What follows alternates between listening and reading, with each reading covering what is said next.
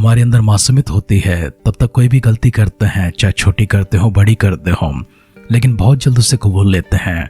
अपराध करते हैं तो कबूल लेते हैं, पाप करते हैं तो कबूल लेते हैं।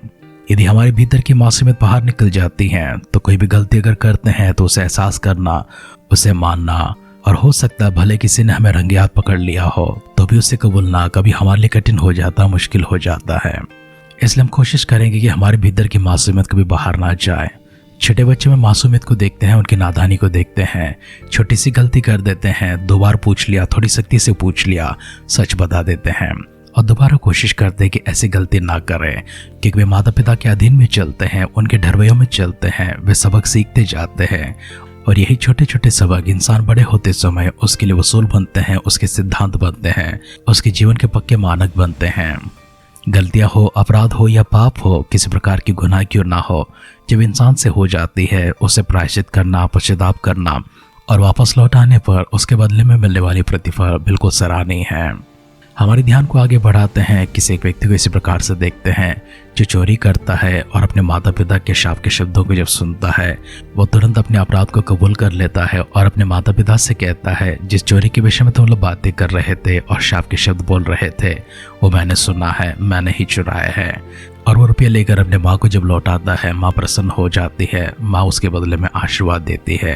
आए हमारे ध्यान को आगे बढ़ाते समय इसी प्रकार से हमारे जीवन के बार परखते हुए, अगर हमने कोई गलती किया हो, किसी के विरोध में झूठ बोला हो, पाप किया हो, कोई चोरी किया हो, अपराध किया हो, किसी का घात किया हो, नुकसान किया हो, किसी के दिल को दुखाया हो, चाहे कुछ भी क्यों ना करे, अगर हम फिर से एक बार मासूमियत में वापस लौट आते हैं, अपनी नादानी में वापस लौट कर चले जाते हैं, हमारी खराई में, हमारी सीधाई में वापस लौट कर चले जाते हैं, तो उसके प्रतिफल के रूप में परमेश्वर हमको जो आशीर्वाद देते हैं और मनुष्य भी जो हमें आशीर्वाद देते हैं, दुआओं के बदले में जो दुआएं देते हैं, वैसे सराहनीय और स्मरणीय भी होते हैं। आए हमारे ध्यान को आगे बढ़ाते समय अपने आप को परमेश्वर के हाथों में लेकर चलते हुए मिलकर प्रार्थना करते हैं। परमेश्वर की दिव्य सानिध्य में हम सब फिर से एक बार आशीर्वादों को प्राप्त करने के लिए एक और बार अपने सिरों को झुकाते हैं, आंखों को बंद करते हैं, खुदावंद की ओर देखकर हमारी दुआओं को उनके पास भेजेंगे। हमारी पर नजरें हमेशा बिछाए रखते हैं, कोई भी चीज़ आपसे छुपी नहीं होती है। फिर भी परमेश्वर आप चाहते हैं मनुष्य होकर हम किसी भी चीज़ का जो अपराध करते हैं, गलती करते हैं, गुनाह करते हैं या पाप करते हैं, उसे अपने मुंह से कबूल लें और हम पश्चाताप करें, प्रायश्चित करें, ताकि परमेश्वर हम फिर से एक बार सही जीवन में प्रवेश कर पाए और परमेश्वर आपके आशीर्वादों को, आपकी करुणा को, आपकी अनुग्रह को प्राप्त कर पाए और जिसके विरोध में हमने पाप किया परमेश्वर उसकी भी अनुग्रह को प्राप्त कर पाए, उसकी विदाया को प्राप्त कर पाए, उसकी भलाई को प्राप्त कर पाए, उसकी दुआओं को भी प्राप्त कर पाए। परमेश्वर आपकी नज़र में प्रभु जी और मनुष्य की नज़र में हम इस प्रकार से अनुग्रह को प्राप्त करता हुआ आगे बढ़ने के लिए, हमारे जीवनों को प्रभु जी सफल करने के लिए प्रार्थना करते हैं। हमारे जीवन में परमेश्वर नादानी पर वापस लौटाने के लिए प्रार्थना करते हैं। वो मासूमियत को प्रभु जी जो हमारे बचपन के समय थे उससे वापस लौटाने के लिए प्रार्थना करते हैं। पिता परमेश्वर सच्चाई के साथ में, सीधाई के साथ में, खराई के साथ में चलते हुए इन्हें हमारे जीवन का उसूल बनाते हुए, सिद्धांत बनाते हुए, मानक बनाते हुए, इनके आधार पर हम चलने के लिए परमेश्वर हमें प्रभु जी अपनी अगुवाई में रखने के लिए, हमें अपनी आत्मा से अभिषेक करने के लिए, आपके हाथ से प्रभु जी हमें पकड़कर आगे चलाने के लिए प्रार्थना करते हैं।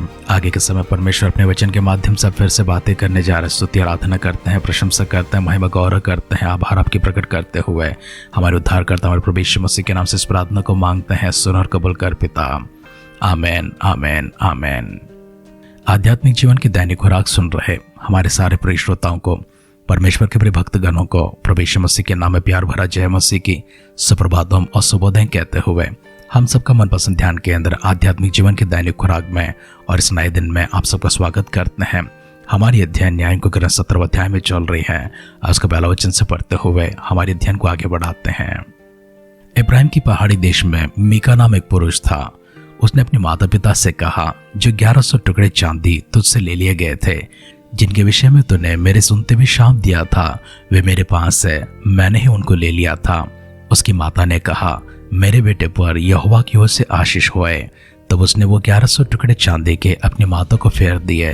तब माता ने कहा, मैं अपनी ओर से अपने बेटे के लिए यह रुपया यहोवा को निश्चय अर्पण करती हूँ, ताकि उससे एक मूरत खोद कर और दूसरी डालकर बनाए जाए। सो अब मैं तुझको फेर देती हूँ। तब उसने वो रुपया अपनी माता को फेर दिया। तब माता ने 200 टुकड़े ढलवाइयों को दिए और उसने उनसे एक मूर्ति खोद कर और दूसरी ढालकर बनाई और वे मीका के घर में रही। मीका के पास एक देवस्थान था तब उसने एक एपोद और एक गृह देवता बनवाए और अपने एक बेटे का संस्कार करके उसे अपना पुरोहित ठहरा लिया।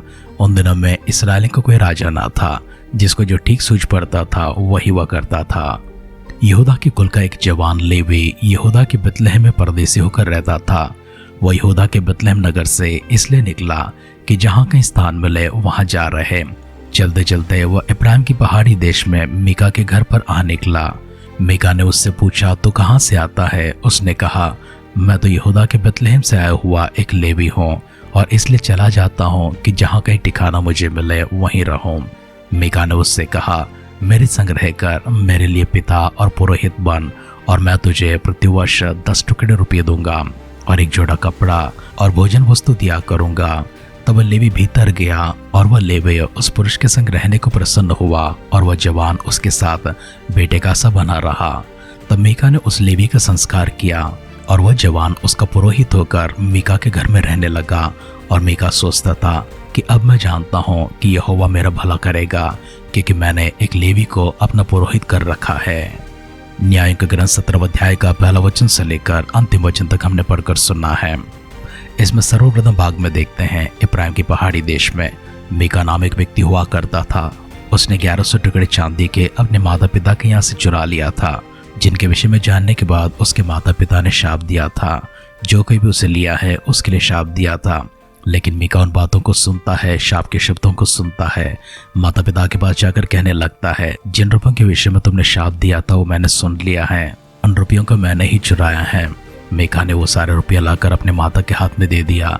माता प्रसन्न होकर यहोवा की ओर से तुझे आशीष मिले, आशीष के शब्द कहती हैं। और उसके बाद में कहती है कि मैं ये सारे पैसे को परमेश्वर के लिए ही निश्चित करती हूँ, उन्हीं को अर्पण करती हूँ।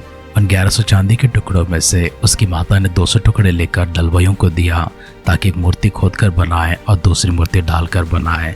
वे दोनों मूर्तियां बनने के बाद मीका के घर पर आ जाती हैं। वैसे मीका के घर पर एक देवस्थान भी है और उन मूर्तियों को मीका ने वहीं पर रखा है। अपने बेटों में से एक बेटे को संस्कार करते हुए पुरोहित ठहराता है और उससे कहता है कि तू ही मेरे याजक, तू ही मेरा पुरोहित ठहराएगा। मीका की माता इस प्रकार से करने का और मीका भी इस प्रकार से करने का कारण एकमात्र है क्योंकि उन दिनों में इसराइलियों का कोई राजा नहीं था। उनकी अगुवाई करने के लिए कौन सा सही है, कौन सा गलत है, ये कहने वाला भी कोई याजक उनके सामने नहीं खड़ा रहा। इसलिए इब्राहिम की पहाड़ी देशों में रहते समय इस मीका के घर पर कुछ मूर्तियां प्रवेश कर जाती हैं। वह आराधना करता यहोवा की ही, परंतु मूर्तियां लगाकर आराधना करता है। व्यवस्था की बातों में परमेश्वर ने दिए हुए 10 आज्ञाओं में सबसे पहले आज्ञा परमेश्वर कहते हैं, किसी का आकार लेकर, मेरा नाम देखकर, मूर्ति बनाकर मेरी उपासना नहीं करना, आराधना नहीं करना, चाहे वो पत्थर से हो, लकड़ी से हो, मिट्टी से हो, किसी भी रूप का ना हो, धरती के ऊपर, पानी के भीतर या फिर आकाश के नीचे किसी का रूप ना देना। और मीका ने, उसकी माता ने वही काम किया है जो परमेश्वर ने निषेध किया था। उसके बाद लेवी नाम का एक व्यक्ति बेतलहम से होकर यहाँ वहाँ चलते चलते जहाँ कहीं भी उसे स्थान मिले वहाँ पर रहने का निर्णय करते हुए अपनी यात्रा में आगे बढ़ते हुए मीका के घर तक पहुँचता है। मीका ने उससे पूछा कि तू कौन है और कहाँ से आया है और कहाँ को जाता है। लेवी ने बताया कि मैं बेतलहम से आया हूँ, जहाँ कहीं मुझे जगह मिले वहीं पर मैं रहने का निर्णय करके आया हूँ और मैं आगे बढ़कर चला जाता हूँ। तब मीका ने लेवी से कहा, तू एक काम कर, मेरे घर पर रह सकता है। मेरे घर पर रहते समय मेरे लिए पिता बनकर रहेगा और मेरे लिए पुरोहित बनकर रहेगा। तू मेरे ही घर पर रहेगा। मैं तुझे प्रतिवर्ष 10 टुकड़े रुपये दूंगा और एक जोड़ा कपड़ा भी दूंगा, उसके साथ मैं भोजन वस्तु भी दूंगा। तो लेवी इस बात से सहमत हो जाता है और मीका के घर पर रहने के लिए प्रसन्न होता है। मीका भी सोचने लगा है कि परमेश्वर निश्चय मुझे आशीर्वाद देंगे, क्योंकि मैंने एक लेवी को अपने घर में पनाह दिया है, मैंने कोई भला काम किया है, मेरी भलाई के बदले में परमेश्वर मुझे आशीर्वाद देंगे। वचन सुन रहे परिजनों, मीका ने जो गलती किया था, सबसे पहले उसने चोरी किया था, लेकिन उसके बाद मीका ने जो भला काम किया था, अपनी चोरी को कबूल कर लिया था। मीका की माता ने उन्हीं पैसों को परमेश्वर के नाम पर समर्पित कर दिया था, ये बहुत अच्छी बात थी। लेकिन मीका की माता ने जो गलती किया है वो मूर्तियों को बनवाती हैं। तीसरी बात, माँ के उन गलत कामों को सहमति देते हुए मीका ने उनका साथ देते हुए उन मूर्तियों को अपने घर पर अपने देवस्थान में लेकर आया, साथ में एक एफोद भी बनाया और इसके बाद अपने बेटों में से एक बेटे को संस्कार करते हुए उसको पूरी ठहरा दिया था। चौथी बात, मुसाफिर बनकर आए वो उस लेवी को मीका ने अपने घर पर पनाह तो दिया है, उसे उसका वेतन देने का प्रतिज्ञा किया है, भोजन वस्तु देने का और वस्त्र देने का प्रतिज्ञा किया है। उस लेवी को परमेश्वर का भक्त मानते हुए, परमेश्वर का याजक मानते हुए मीका ने अच्छा काम तो किया है, लेकिन उस लेवी को ले जाकर उसी मंदिर में अर्थात उसी देवस्थान में जहाँ पर मूर्ति रखी गई हैं वहीं पर पुरोहित ठहराते हुए वहीं पर याजक धर्म निभाने के लिए कहता है। याजक प्रसन्न तो हो गया रहने के लिए। याजक की अगली प्रतिक्रिया क्या होती है कल के ध्यान में देखेंगे। मीका के इन सारे कामों के बदले में उसकी प्रतिक्रिया क्या होती है कल के ध्यान में देखेंगे। लेकिन आज के अध्ययन में देखते हैं मीका के जीवन में कुछ अच्छी बातें थी, गलत बातें भी थी। उसकी माँ के जीवन में कुछ अच्छी बातें थी, गलत बातें भी थी। लेवी भी आते हैं, वहाँ पर प्रसन्न होकर वहीं पर रह जाते हैं, लेकिन मूर्तियों के सामने जाते हैं। उन दिनों में इस्राएलियों को कोई राजा नहीं था, इसलिए सब लोग अपने मन की इच्छा के अनुसार कर रहे थे। हमारे ध्यान को समाप्त करते समय परमेश्वर की उन आज्ञाओं के एक और बार स्मरण करते हैं जहाँ पर परमेश्वर ने साफ साफ कहा था, पत्थर से, लकड़ी से, मिट्टी से या किसी प्रकार की वस्तु से मूर्ति बनाकर उसे मेरा नाम देकर उसके सामने दंडवत ना करना। सिनै पर्वत की पर परमेश्वर ने दिव्यांग में सर्वप्रथम आज्ञा है। परमेश्वर इससे कभी भी सहमत नहीं होते हैं। जो कोई भी परमेश्वर की आराधना करते हैं वे आत्मा में और सच्चाई में आराधना करते हैं। मीका के इन कार्यों को परमेश्वर स्वीकार नहीं करते हैं। मीका की माता के कार्यों को परमेश्वर स्वीकार नहीं करते हैं। तो हम जब परमेश्वर की आराधना करते हैं, आइए पूर्ण मन के साथ, पूर्ण सामर्थ के साथ में आत्मा में और सच्चाई में होकर आराधना करते रहेंगे, प्रार्थना करेंगे। सर्वशक्तिमान पिता परमेश्वर, आपकी स्तुति आराधना करते हैं। आत्मा में सच्चाई में होकर प्रभु जी आपकी आराधना करना आपने हमें सिखाया है। उसी के आधार पर प्रभु जी हमारे जीवन हो, उसी के आधार पर परमेश्वर हम आगे बढ़ते रहें। हम प्रभु जी दूसरों के सामने आदर्श ठहरते हुए प्रभु आपकी ओर आकर्षित करने जैसा, आपकी गवाह बनने जैसा परमेश्वर हमें उपयोग करने के लिए प्रार्थना करते हैं। वचन के माध्यम से हमसे बातें किए शुक्र अदा करते हैं।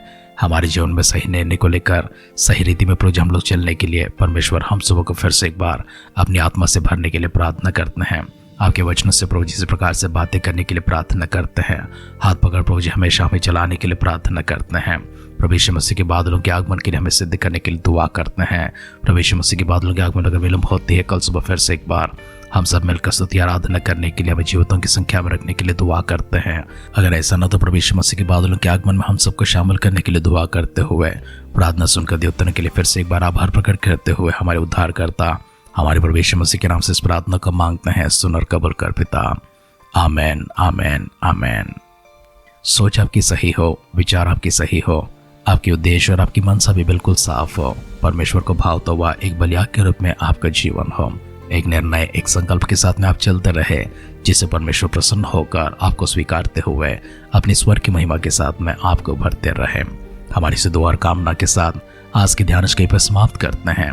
आप सुनते रहिए, सुनाते रहिए आध्यात्मिक जीवन की दैनिक खुराक। कल फिर मिलेंगे। अपना ख्याल रखिए, अपनों का ख्याल रखिए, दूसरों का भी ख्याल रखिए। God bless you.